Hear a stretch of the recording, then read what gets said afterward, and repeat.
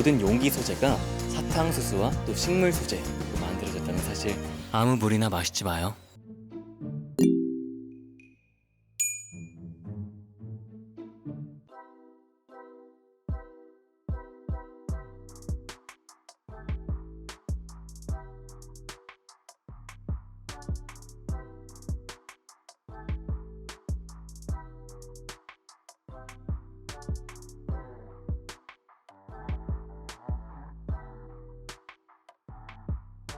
라벨이랑 캡이랑 병이 다 다르다고 보시면 됩니다. 다 다른 소재고요. 거기서 이제 PLA는 가장 많이 쓰여지는 주요 물질인 거고요. 그 외에 이제 캡 같은 경우는 여러 다른 생분해성 수지, 생분해성 플라스틱이 섞여서 만들어진 거라고 보시면 됩니다. 여기에 있는 게 버진 PLA라고 해서 이제 신제죠. 새로 만들어낸 PLA입니다. PLA 같은 경우는 생분해성 수지고 생분해성 플라스틱이죠. 그 가장 큰 특징은 미생물에 의해서 산업용 퇴비와 조건이 맞춰졌을 때 180 이내에 분해가 된다는 것이고요. 굉장히 고가의 플라스틱이고 또 다른 특징은 생체 흡수성이 있다는 건데요. 즉 몸이 흡수해서 대사가 돼서 완전히 없어진다는 뜻인데요. 그렇기 때문에 저희는 식품 포장재에 적용을 했을 때 조금 더 메리트가 있을 거라고 생각했었습니다. 가장 중요한 건 수분이에요. 사막 같은 데서는 이게 분해가 잘 안 되겠죠. 그러니까 미생물이 살 수가 없으니까요. 근데 온도는 필수 조건이라고 사람들이 알고 계세요. 근데 사실은 필수 조건은 아니에요. 6개월이란 짧은 시간 안에 이거를 분해를 시키기 위해서는 온도가 조금 높을 필요한 거지, 사실 자연산에 버려져도 오랜 기간이 걸릴 뿐 분해는 가능합니다. 국내에서는 지금 이걸 따로 처리하는 그런 공정이나 그런 설비가 없다고 보시면 됩니다. 해외 같은 경우는 이런 전문 산업용 퇴비화 단지들이 존재를 하고요. 흔히 말해서 우리가 음식물 쓰레기를 처리하는 방법 중에 하나인 퇴비화를 생각을 하시면 됩니다. 그런 곳에서 이루어지고 있고요. 국내 같은 경우는 이런 음식물 쓰레기를 퇴비화시키는 시설들이 존재를 합니다. 하지만 굉장히 영세하기 때문에 이런 PLA 같은 소재를 받아들이지는 않고 있습니다, 현재.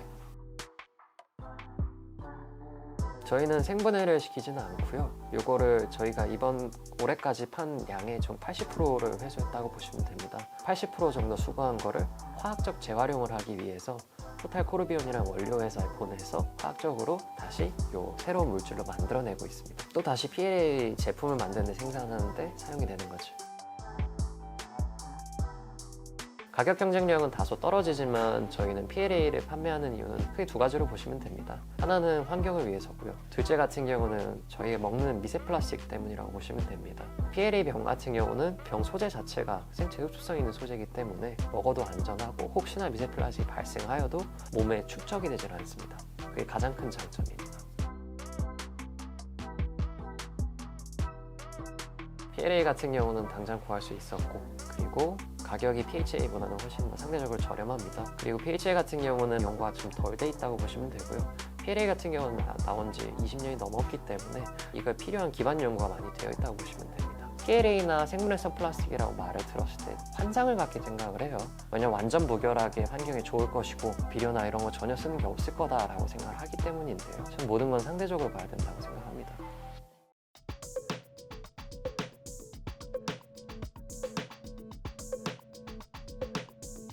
지금 저희 테스트에서 볼 수 있듯이, 그러니까 PLA 필름 자체는 이런 퇴비화 조건 그리고 적절한 온도와 습도 조건에서는 충분히 생분해가 잘 된다는 거는 실험적으로도 분명히 확인이 가능한 사실이고요. 이런 조건이 잘 안 거쳐졌을 때는 생분해되는 기간이 좀 길어집니다. 그러나 일반적인 플라스틱 필름, 저희가 포장재로 많이 쓰는 이제 일반적인 그 오일 베이스드 필름 같은 경우에는 500년이 지나도 땅속에서 그대로 남아 있거든요. 그런 게 반해서 PLA는 어떤 조건이든 간에 이런 퇴비화 조건, 그 온도, 습도가 만족하지 않는 조건 하에서도 천천히 계속 생분해가 되기 때문에 결국은 이게 10년, 20년이 지나게 되면 땅속에서 다 미생물들이 먹고 전혀 잔여분이 남지 않기 때문에 결과론적으로는 PLA는 생분해가 된다라고 보시면 될 것 같습니다.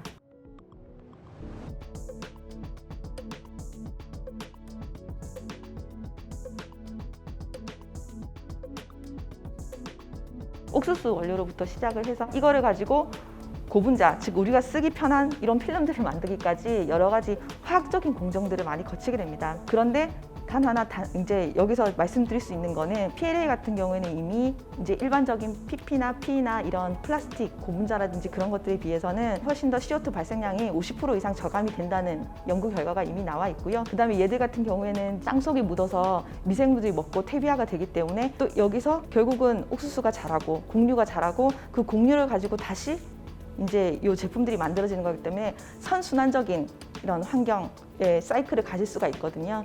전 공정을 봤을 때는 친환경적인 그런 순환되는 그런 공정이다라고 보시면 될 것 같습니다.